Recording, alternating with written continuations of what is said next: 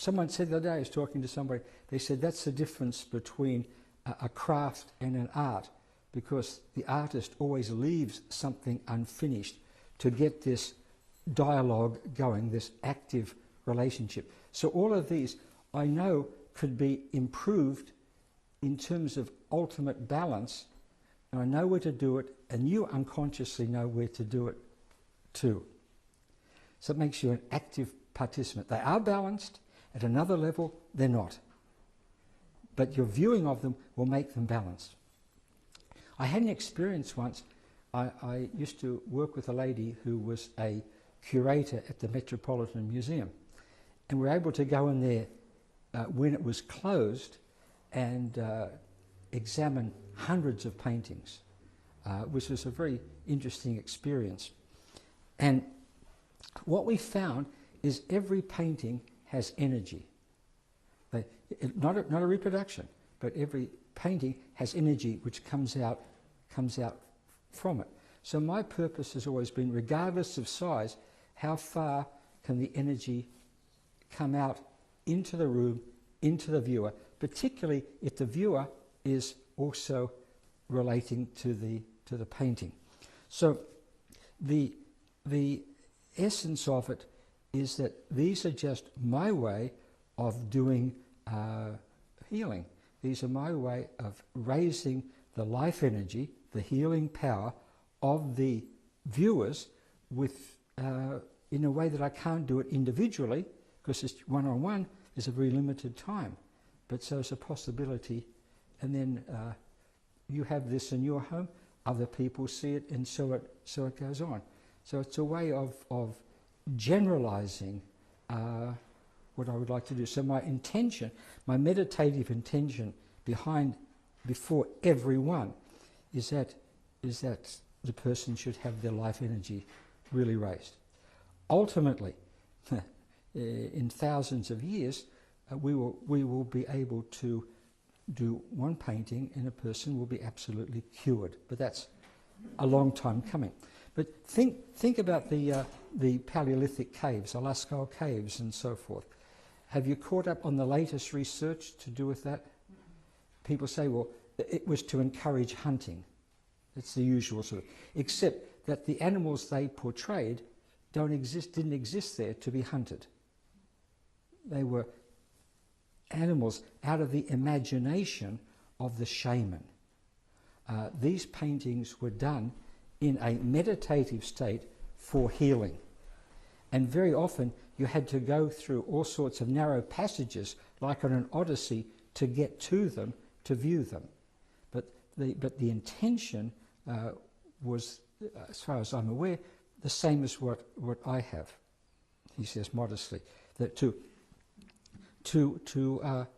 as it were, heal, to raise the life energy of all who saw them.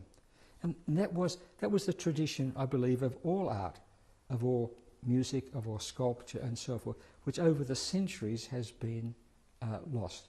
That's what these are an attempt to do. I'll just say one more thing.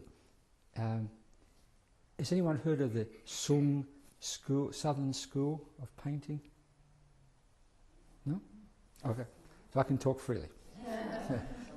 The Sung dynasties, sometimes spelled S-O-N-G, Sung dynasty. You know the Sung dynasty, right?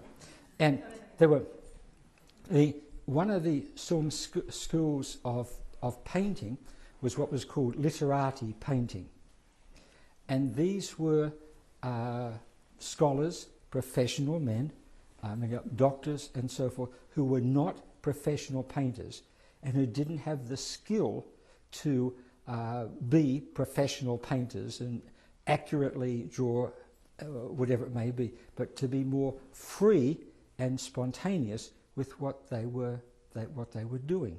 So if you read one of my papers somewhere, it's in a sense this is trying to in a way revive the Sung dynasty, and then in Japanese what became the Nanga dynasty, which were the literati of Japan of 1700. So the idea is that they're free, spontaneous, without a subject, and it's freeing up the subject, which I think is so very, very important.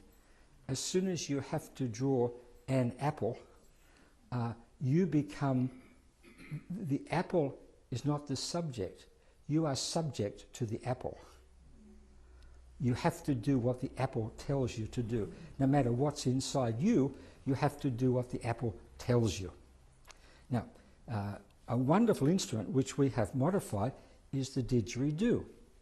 The beauty about the didgeridoo is there's no tunes. There's no melody. There's no, not like the damn violin, right? There's no right or wrong. And Cole Porter can't turn over in his grave and say, you did this wrong, you played that note wrong, because it's whatever comes to you is right. But as soon as you have to draw something, a mountain, a bird, this, you are then the subject of the bird. You have to do what the bird tells you. You're not free to have it come from your own unconscious.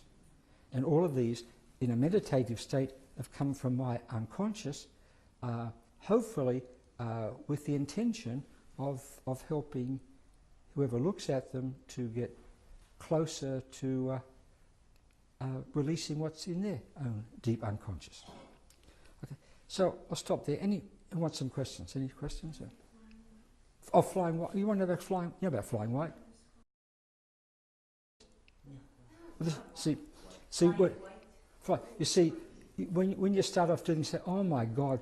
Look, you see, the brush didn't go all the way. Oh my God! What do I do with that?" Then you realise that 1,000 and more years ago, the Chinese called it flying white. So here it is. You see, this is solid black, but now it becomes flying white. Right? You're not taught flying white? Flying white makes life so much easier. I do it. I didn't know what it was called. It makes life so much easier. I didn't know what it was called. That's very. So, but the history of all of this, the particularly ancient Chinese and Japanese, there's the Song Dynasty school. Then went over to Japan as the Nanga school. Out of that came what was the Zen painting, which is what these most resemble, which is what's called Zenga painting. So there's the Song Dynasty, Nanga, and Zenga painting. So there they are. I mean, they have. We've tested them and experiment. Every one of these is some way or other examined for just how much life energy it has. And if it hasn't, we have to discard them or do something with them, because that's the whole purpose, is that they should be healing. I'm not a painter. I'm a healer who's using painting as one of my healing modalities. And the whole idea, yeah, by all means, get them, but I'm much more interested in them inspiring you to do something yourself. I mean, you look at Rembrandt and say, I can't do that. Well, you can do these. You just have to meditate, have a healing intention, and whatever comes out will be right. That's all you have to do. The reason for calling them haikus, because I've been very interested in Japanese haiku painting, poetry for many years. And the haiku poem is 17 syllables. You know what I'm saying? And it's 17 syllables because it's said to be one breath. And so a lot of these are one breath, like this one, or that one apart from the dot, or that would be about 2 or 3 breaths, or whatever it may be. So we call them at one stage haiku paintings, particularly the simpler ones. You have a book there?